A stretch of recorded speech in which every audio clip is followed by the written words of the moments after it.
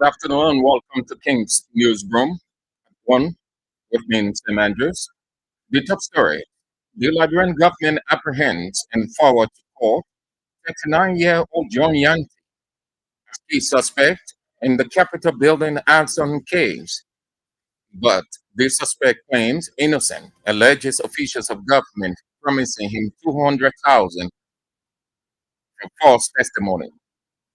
The civil society organization Integrity Watch urges national legislature to reject amendment of Local Government Act. The group executive director Hara Ado terms the amendment of sections of the act as retrogression of government decentralization. The Independent National Commission on Human Rights chairperson accuses ex-warlords who are government officials of undermining the establishment of the War and Economic Crimes Court away from Liberia. A university in Nigeria has sparked outrage after a video went viral showing female students being touched to see if they were wearing bra before taking part in an exam. The dilemma of whether the U.S. should join Israel in attacking Iran or stay out of the offensive altogether has exposed division amongst U.S. President Donald Trump and supporters.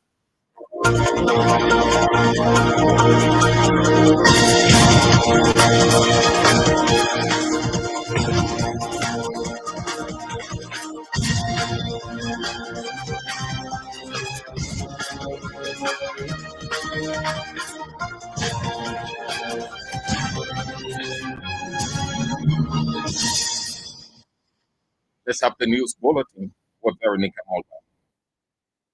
Governor of Nigeria has called the court for alleged key suspects in the December 24 Capitol building ongoing as of case. The activity, the country to nearby Ghana was arrested and subsequently turned over to the New York City Court for further legal proceedings related to his alleged role in the attack. However, the family of the suspect has since accused the Liberian government of offering him US 50,000, including a promise of relocation to appeal to provide a statement against former House Speaker Jonathan Offer, and three lawmakers who are currently facing charges in the connection to the Capitol building fire. For speaking to reporters Wednesday following his arrest, Yati alleged that officials from both the Liberian National Police and the National Security Agency made several offers in an attempt to persuade him to testify against the accused lawmakers. Yati further alleged that the state security officer, along with the government-aligned ambassador, offered him US 20,000 upon his return from Ghana to support his claim. Political analysts have, however, turned Yanti's comment as significant but remain cautious about its credibility, noting that the truth behind the Capitol building fire remains essential to determining the full extent of responsibility into the case. A civil society organization, the Integrity Watch Liberia, has called for the national legislature to reject the bill seeking to amend two sections in the Local Government Act. On Tuesday, Grangela County Representative Jeremiah Second presented a bill seeking to strip the county council of the powers and transfer them to the county legislative caucus. But addressing a press conference in Monrovia Wednesday, the executive director, Harold Adult, described the bill as a move to retrogress efforts made in decentralizing the government. According to Adult, the Local Government Act was enacted to deepen participatory governance, empower local decision making, and improve service delivery by creating democratic county council. The Integrity Watch executive director, however, reminded the lawmakers that any effort to weaken the autonomy of the county council will be an assault to democratic local government accountability and the principle of the separation of powers. The government of Nigeria has established a high-level presidential task force to coordinate its response to growing concerns following the potential travel ban threatened by the United States government. The has recently announced that it may impose travel restrictions on Liberia and 35 other countries that fail to meet the newly established immigration and security requirements. In response, President Joseph Barker has initiated the formation of a task force to address the issue to actively engage with the U.S. authorities. According to a release from the executive mansion on Wednesday, key government institutions, including the Ministry of Foreign Affairs, Ministry of Justice, Ministry of Health, and the Ministry of State for Presidential Affairs, will form the core of the negotiation team. The release further states that the Presidential Task Force has developed a joint multi-sectoral work plan aimed at resolving the U.S. government's concern.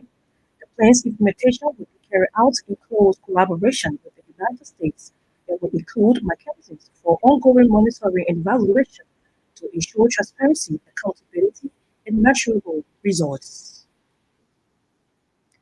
Former House Speaker Funanti Kofa, Abu Kamara, Dixon Sibo, and Jacob Levy raised re-arrest for repairing what state's lawyer described as a defective criminal bond before the Monrovia City Court, which led to the release from the Monrovia Central Prison. Criminal Court A on Wednesday confirmed to our judiciary correspondent that the state lawyers took exception to defend Kofa and his colleagues' 440,000 United States dollars property bond, saying that the bond failed to meet the legal requirement consistent with Chapter 36, Section 36.6 of the Civil Procedure Law of Liberia. The state lawyer requests to the court seeking for the full representative bond to be set aside and have them returned to the Monrovia Central Prison until a proper bond can be submitted to the court as provided by law.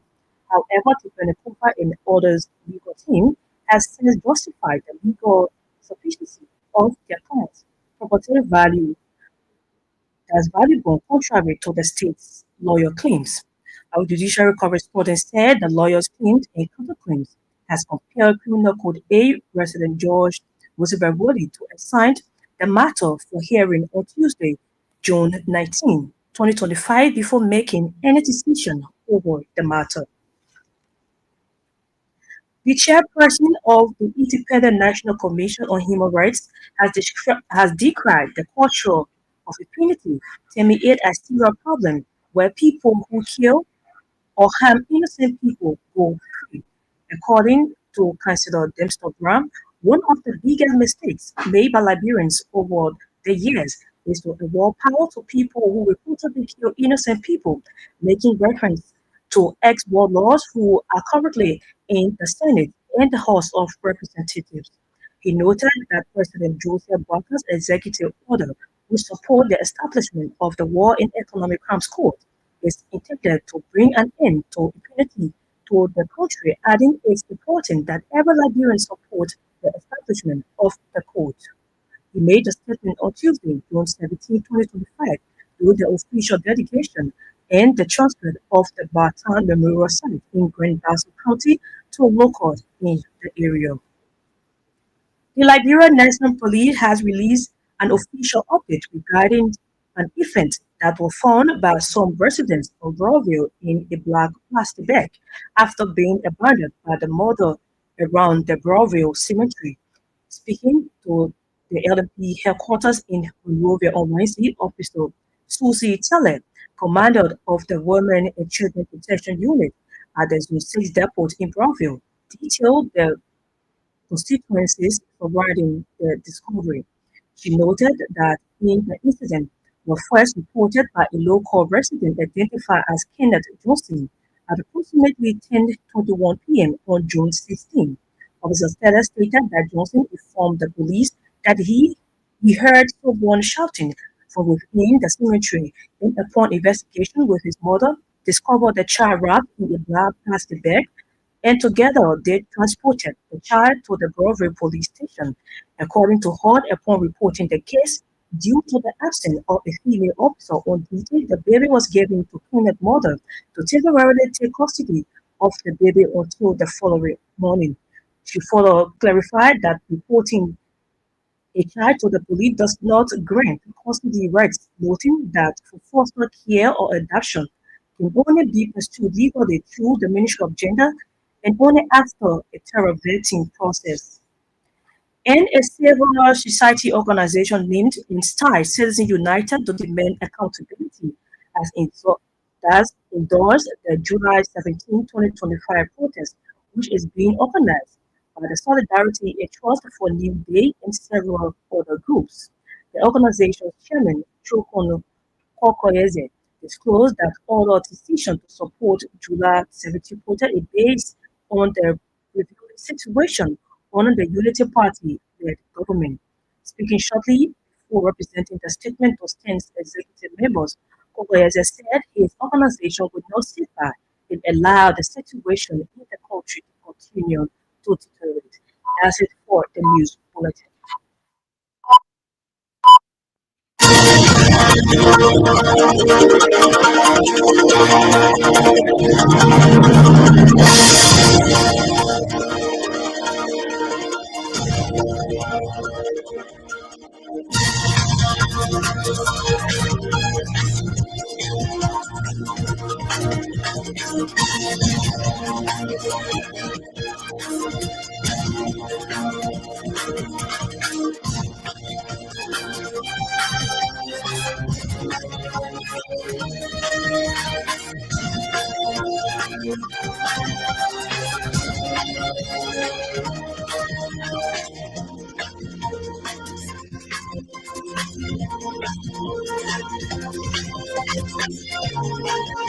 Currently come up with the news bulletin.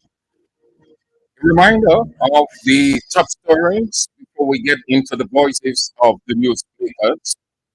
The Liberian government apprehends and forward to court 39-year-old John Yanti as key suspect in the Capitol building arson case, but the suspect claims innocence. Alleges officials of government promised him 200,000 for false testimony.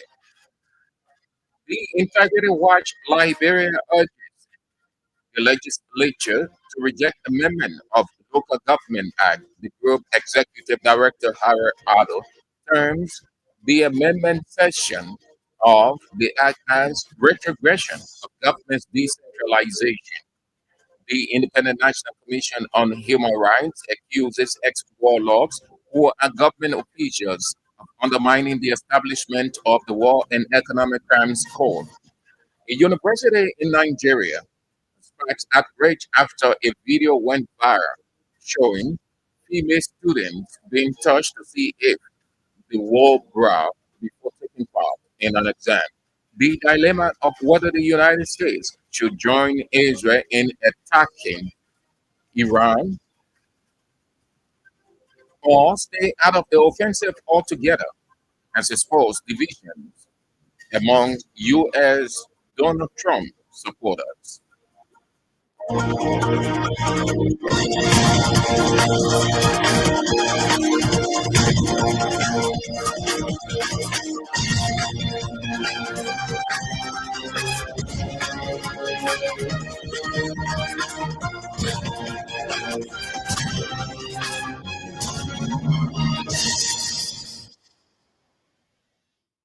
The Liberian government has forwarded to court John Yanti, an alleged key suspect in the December 2024 Capitol building ongoing arson case.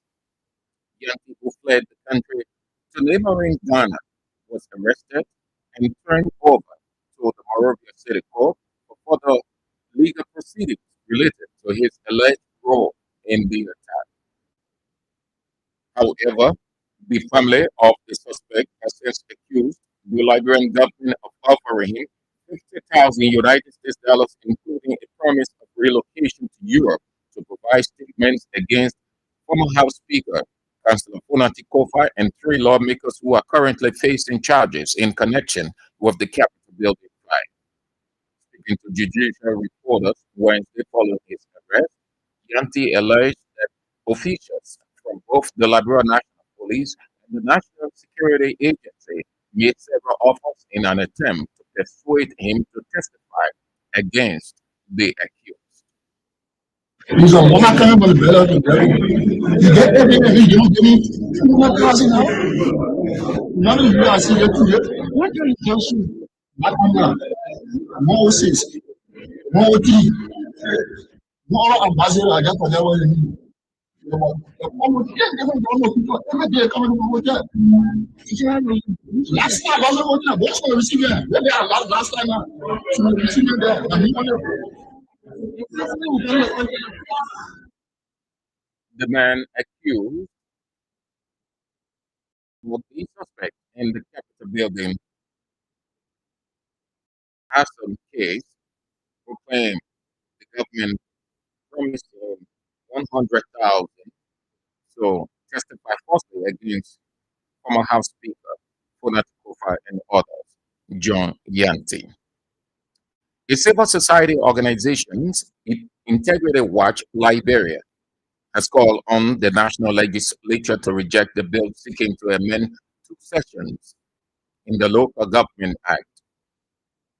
On Tuesday, Grangeda County Representative Jeremiah Soka presented a bill seeking to strip the county of the powers and transfer them to the county legislative caucus. Addressing a press conference in Monrovia Wednesday, its executive director, Hara Addo, described the bill as a move to retrogress efforts made in decentralizing the government. he's a Wahaka, but better than devil. We call on the Liberian legislature, especially the House of Representatives, to reject this unwarranted and anti-decentralization amendment in its entirety. We urge citizens, civil society organizations, traditional leaders, and international partners to resist and condemn this regressive move. We wish to remind lawmakers that any attempt or effort to weaken the autonomy of the county council will be an assault on democratic local governance, accountability, and the principle of separation of powers. The Local Government Act of 2018 is one of Liberia's progressive governance framework. Tampering with its core provision for political convenience is unacceptable, and we will ensure that this process is challenged. When I say we, it means that we, the citizens, civil society, and we believe, including the media actors, will ensure that this process is challenged. We stand firm and we stand united, and we want to say to our legislators, hands off the Local Government Act. Integrity Watch Liberia categorically denounces the ongoing attempt by the House of Representatives to repeal critical provisions of the Local Government Act of 2018, namely Section 2.2E and Section 2.2F, under the pretense of strengthening legislative oversight. These sections currently empower county councils to one, which is Section 2.2E, approve the annual county budget, and Section 2.2F, approve a county development plan and its implementation. The proposed bill introduced by Honorable Jeremiah Sokan Sr. seeks to strip county councils of these powers and transfer them to county legislative caucuses. This move is an alarming regression, not progress. It is a blatant effort to re-centralize authority, politicize local development, and erode the foundation of decentralization in Liberia. Let it be unequivocally clear that oversight does not mean direct implementation.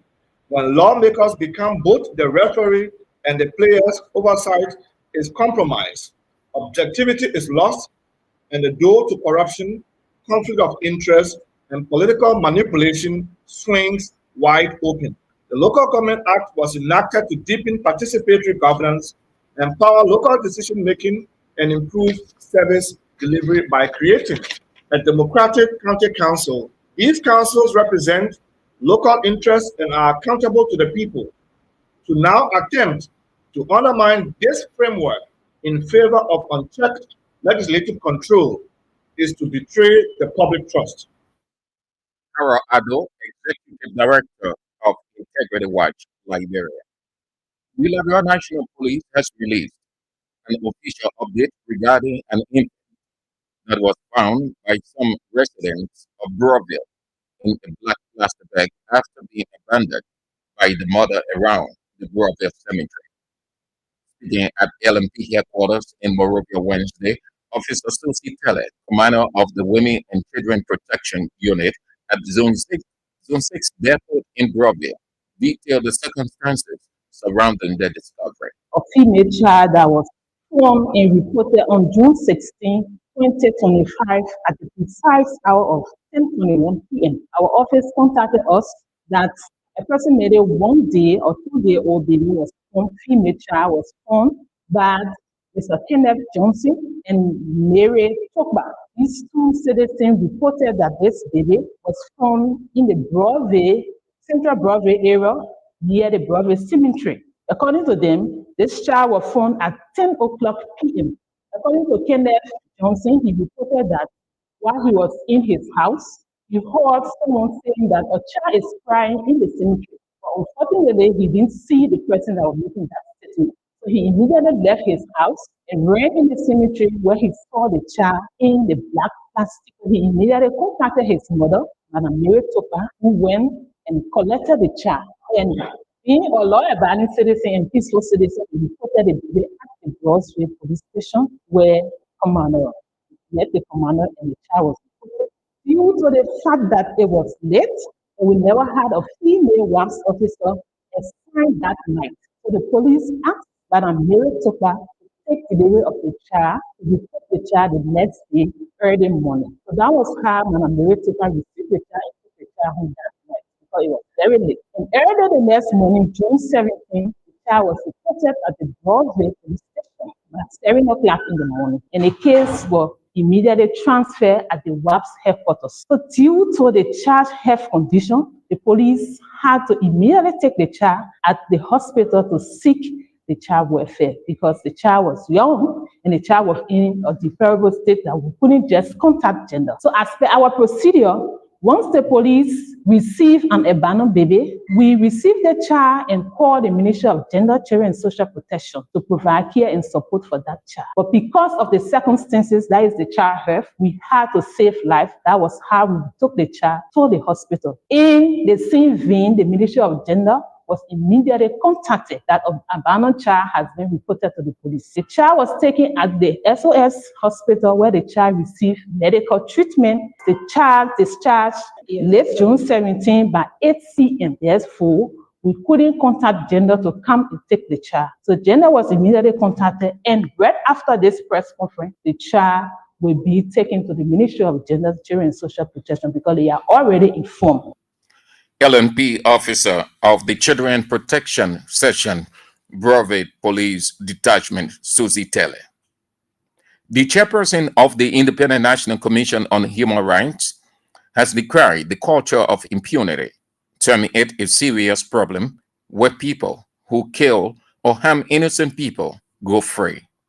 According to Councillor Dempster Brown, one of the biggest mistakes made by Liberians over the years is to award power to people who reportedly killed innocent people, making reference to ex-warlords who are currently in the Liberian Senate and the House of Representatives. What I want to say here is that the culture of impunity has been the problem in this society, where people kill innocent people and they go free. We have been yearning for this culture of impunity to be curtailed. And President Boubacar came and said, no, enough is enough. We must kill the culture of impunity. This is how he signed an executive order for the establishment of the Economic and War Crime Court. But the biggest mistake that we made in this country is to give power to people who kill people. Today, look in the House of Senate and representative. A lot of them are warlords. They kill people. As a result, they do not want the president's effort to be successful. They are undermining the establishment of the Economic and War Crime Court. If you listen in recent times, the office of the War Crime Court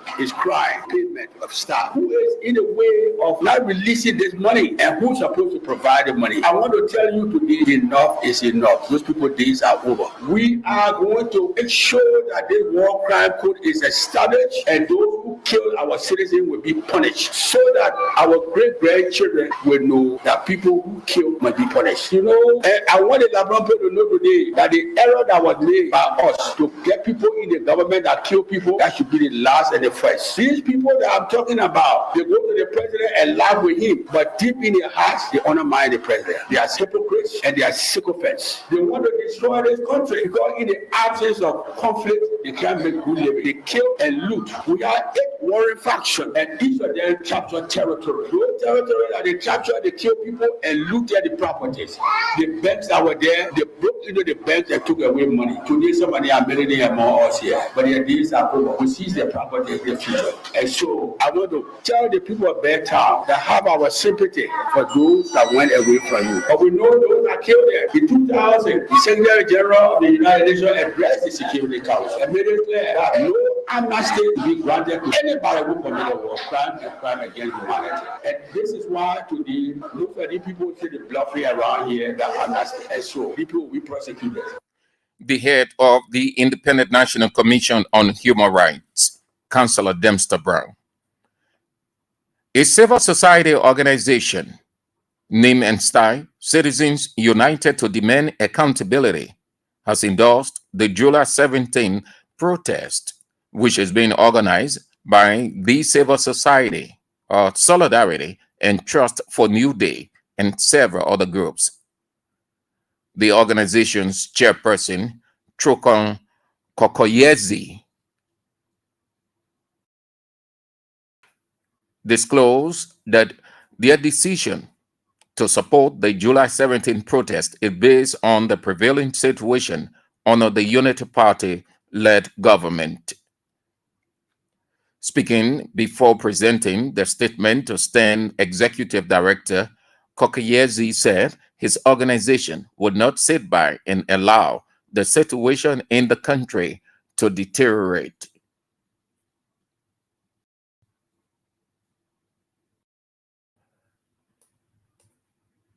We gather with a strong sense of thoughtfulness about all sectors affected by the chronic crisis. Hunger is killing more than malaria. Mysterious deaths are more frequent than breakfast. There is no money to pay tuition, and civil servants have been dismissed unlawfully. Yet, 48 million USD is missing and cannot be accounted for.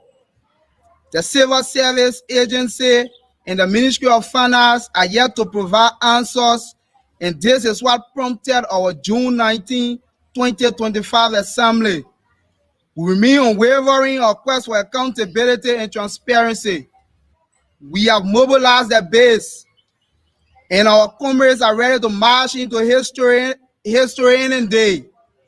However, in response to the growing outcry of the suffering masses for a collective effort to confront this rotten system, we see it as extremely necessary to unite and stand together on a more collective front to challenge this regime. To this end, Citizens United to Demand Accountability has decided to join STAN's July 17 Enough is Enough protest, and together we'll march into history for a redemptive Liberia. The demands of our struggle will be incorporated into the petition on July 17, and the missing 48 million USD must be accounted for. Agostingwe Kafwan and Josiah Joka must be worried more than ever before. The corruptibility has taken a large-scale notification, and they will account. Meanwhile, we appreciate the support of everyone and urge the masses to remain vigilant. Keep mobilizing now more than ever before, because on July 17, we will remind the Bwakakun administration that all power is inherent in the people, and when united, the people cannot be ignored. Let history record that in the face of tyranny, the people stood tall. Let it be said that we choose unity over division. Receiving the statement, an executive of STAND, Reverend Fester Logan, who represented STEM National Chairman Molba Molu, commended Citizens United to demand accountability for declaring support for the July 17 peaceful demonstration in Liberia. According to Reverend Fester Logan, it is the right of every Liberian to demand their elected officials to address the many problems prevailing in the country. Member of this group, the Citizens United Against Corruption, if I'll get the name correctly, on behalf of the executive chairman of Stand and the We the People movement, we want to say thank you for the bold step. It's not an easy thing to abandon your quest and align with the same vision. You can be assured that this process, you have a room, you have a role to play effectively to ensure that the people's voices have been heard on July 17th. So the chairman have loved to be here, but due to other engagement, and he have asked us, the Secretary General, other colleagues and I, to come and proxy on his behalf. Please be rest assured that you are the vehicle of this movement as we go towards July 17th. You become mobility of this institution. Where others don't reach, you're going to be reaching there. Where breath are, you're going to make sure that those breaths will turn up on the 17th of July. And so, on behalf of the chairman and the executive of Stand and the We the People movement, I want to say thank you and God bless you. As you well know, that our process is for the political influence. We are not political institution. We are civil society movement. And so we like to state it for the record. Reverend Fester Logan, an executive member of the Solidarity and Trust for New Day. Away from Liberia, a university in Nigeria has sparked outrage after a video went viral showing female students being touched to see if they wore bra before taking part in an exam. In the footage, female students or staff at Olabesi Onambonjo University in southern Ogun State were seen touching some students' chest as they queued to enter an examination hall. The university not yet commented on the video, but a student leader defended the bra policy as an attempt to ensure students dressed modestly and not to maintain a distraction. However, he acknowledged that other ways were needed to enforce the policy that has been condemned by critics as archaic, sexist, and likened to sexual assault. And the dilemma of whether the United States should join Israel in attacking Iran or stay out of the offensive altogether has exposed divisions amongst U.S. President Donald Trump supporters. The Republican president is considering helping target the Islamic Republic nuclear facilities following a meeting with his national security advisors in the White House Situation Room on Tuesday. On the campaign trail, Trump often railed against stupid, endless wars in the Middle East, but also maintained that Iran can have a nuclear weapon. The possibility that he might draw the U.S. into another foreign entanglement has pitted the isolationist and hawkish wings of his party bitterly against one another.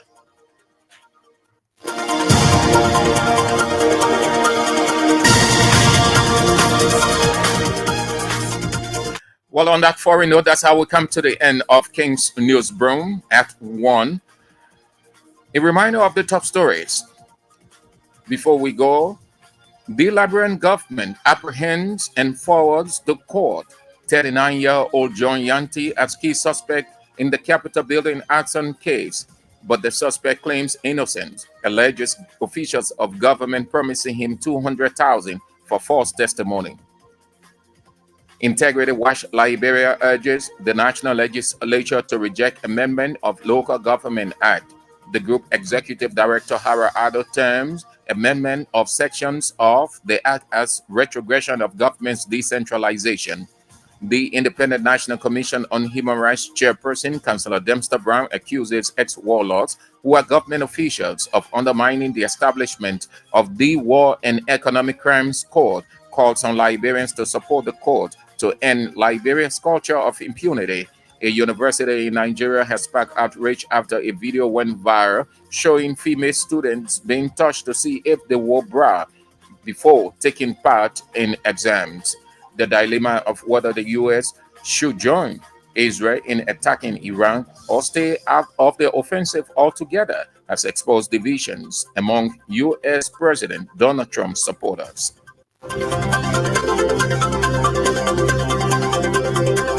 Join us this evening at 6 for another news bulletin of King's News Broom. Thanks for joining us. I'm Sam Andrews. Good afternoon.